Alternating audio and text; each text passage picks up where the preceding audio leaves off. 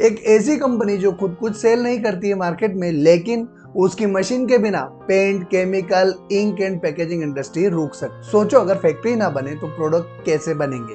और ये कंपनी वही काम करती है, फैक्ट्री सेटअप करने वाली फैक्ट्री। अब बड़ा सवाल ये कि क्या ये हिडन बिजनेस आईपीओ में पैसा बन सकता है या फिर एक रिस्क ज्यादा है। चलिए आज के इस वीडियो में हम डिटेल में डिकोड करेंगे इस कंपनी का पूरा business model, IPO detail, financials, valuations और अंत में क्या अप्लाई करना है या नहीं। लेकिन उससे पहले अगर अभी तक आपने हमारा चैनल सब्सक्राइब नहीं किया तो जल्दी से चैनल सब्सक्राइब करके बेल आइकॉन प्रेस कर दीजिएगा और वीडियो को लाइक करना ना भूलें।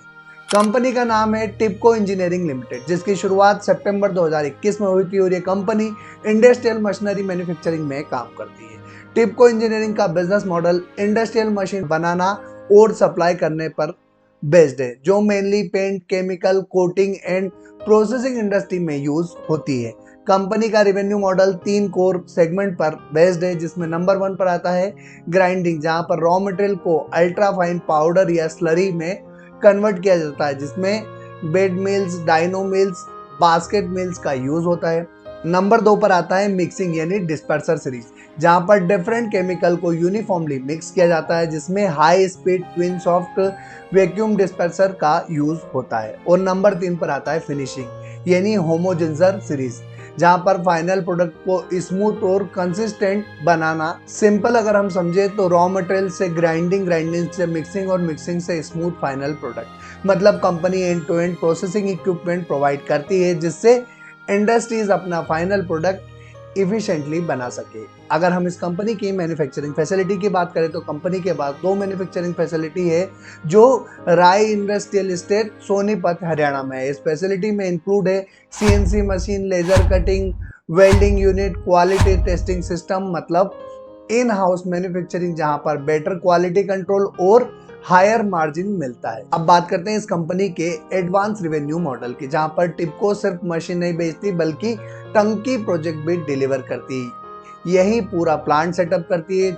अगर एग्जांपल के तौर पर हम समझे तो इंक, एडेसिव और एग्रोकेमिकल प्लांट, जहां पर कंपनी की revenue machine sales, installation and commissioning charges, service income से होती है, मतलब हाई मार्जिन और रिपीट रेवेन्यू बिजनेस मॉडल।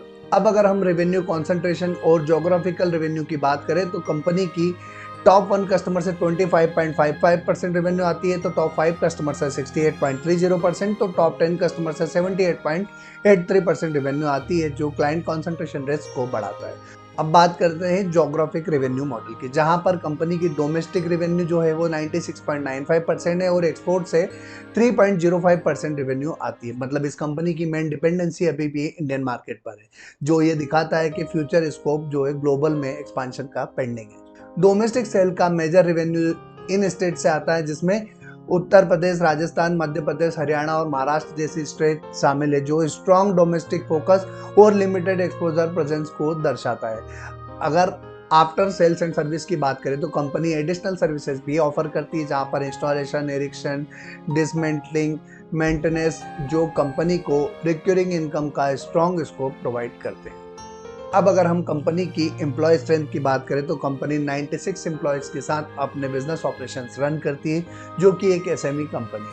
अब अगर इस आईपीओ के साथ रिस्क की बात करें तो कंपनी 2021 की है, मतलब इसका जो ट्रैक रिकॉर्ड है वो लिमिटेड है। इंडस्ट्रियल डिमांड जो है वो साइक्लिकल होती है, क्लाइंट कॉन्सेंट्रेशन रिस्क हो सकता है और कैपेक्स डिपेंडेंट बिजनेस मॉडल है। बात करते हैं कंपनी के आईपीओ डिटेल की, जहां पर 23 मार्च यानी आज से ये आईपीओ शुरू हो चुका है, 25 मार्च तक खुला रहेगा।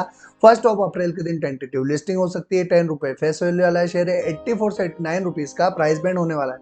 61 करोड़ का आईपीओ साइज है, जिसमें से 48.49 करोड़ का जो है फ्रेश इशू होने वाला है और 12 करोड़ का ऑफर पर सेल है। बुक बिल्ड इशू टाइप है। बीएससी का एसएमई आईपीओ, जहां पर आपको मिनिमम इन्वेस्टमेंट 2,84,800 रुपीज के लिए 3200 शेयर्स यानी 2 लॉट्स में करना होगा। अब बात करते हैं कंपनी के फाइनेंशियल्स की। अगर असेट बेस से शुरुआत करें तो कंपनी के असेट में अच्छी ग्रोथ देखने को मिली है, इसके साथ ही साथ इनकम भी लगातार ग्रोथ दिखाई दे रही है। वहीं इबिटा और पेट दोनों मजबूत ग्रोथ दिखाई देते हैं, जो कंपनी की इंप्रूविंग प्रॉफिटेबिलिटी को दर्शाते हैं। तो साथ ही कंपनी की नेटवर्थ और रिजर्व्स में भी ग्रोथ देखने को मिली है, जो फाइनेंशियल स्ट्रेंथ को सपोर्ट करता है। हालांकि इस दौरान कंपनी की बोरोइंग बढ़ी है, लेकिन डेब्ट एक कंसर्न हो सकता है जो ओवरऑल कंपनी की हेल्दी फाइनेंशियल पोजीशन को इंडिकेट करता है। अब बात करते हैं कंपनी की वैल्यूएशंस की। कंपनी लगभग 184.83 करोड़ की वैल्यूएशंस पर अपना आईपीओ लेकर आ रही है, जहां पर फाइनेंशियल रेशो पर अगर नजर डालें तो आरओई, आरओसी और रिटर्न ऑन नेटवर्थ में थोड़ी गिरावट देखने को मिली है, जबकि डेब्ट टू इक्विटी रेशो कम हुआ है। हालांकि पॉजिटिव पॉइंट की बात करें तो पेट और इबिटा मार्जिन में इंप्रूवमेंट देखने को मिला है, जो ऑपरेशनल इफिशिएंसी को दर्शाता है। इसके अलावा प्राइस टू बुक वैल्यू 4.10 का है, जो कंपनी के आईपीओ की प्रीमियम वैल्यूएशन को इंडिकेट करता है। वहीं ईपीएस बेहतर नजर आता है और पी रेशो भी अट्रैक्टिव है।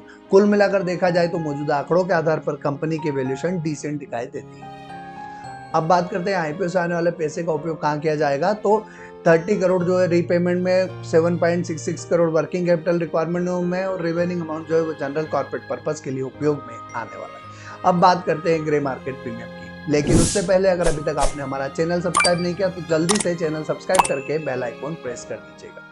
ग्रे मार्केट में फिलहाल इस कंपनी के आईपीओ की कोई भी डिमांड देखने को नहीं मिल रही है, लेकिन याद रखिएगा कि जीएमपी के आधार पर किसी भी आईपीओ में निवेश ना करें, क्योंकि जीएमपी कभी भी बढ़ या घट सकती है। इसलिए हमने आईपीओ एनालिसिस करने के लिए कुछ पैरामीटर डिसाइड किए, जिनकी सहायता से आज आप और हम मिलकर इस कंपनी का आईपीओ रिव्यू करने वाले हैं, जिसमें नंबर 1 पर आता है वैल्यूएशन। तो इस कंपनी के आईपीओ की वैल्यूएशन बेहतर नजर आती है। नंबर 2 पर आता है फाइनेंशियल्स। ओवरऑल कंपनी के फाइनेंशियल स्ट्रांग है और आईपीओ के बाद 30 करोड़ का रीपेमेंट करने वाले हैं, जिसके बाद इस कंपनी की डेब्ट काफी कम रह जाएगी, जो एक इंटरेस्ट कॉस्ट इसकी बचाता है। और नंबर 3 पर आता है पीयर कंपैरिजन। इस कंपनी ने किसी भी कंपनी के साथ अपना कंपैरिजन नहीं दिया है। नंबर 4 पर आता है ग्रे मार्केट की प्रीमियम। ग्रे मार्केट में फिलहाल कोई भी डिमांड देखने को नहीं मिल रही है। और नंबर 5 पर आता है मार्केट सेंटिमेंट। मार्केट सेंटिमेंट की बात करें तो मार्केट का मूड माहौल काफी खराब है, और स्पेशली आज अगर हम बात करें तो 22,800 का जो स्ट्रॉन्ग सपोर्ट था वो भी आज टूटता हुआ दिखा है। तो क्या आज की क्लोजिंग के टाइम तक ये सपोर्ट जो है बरकरार रहेगा या नहीं, वो देखने वाली बात होगी।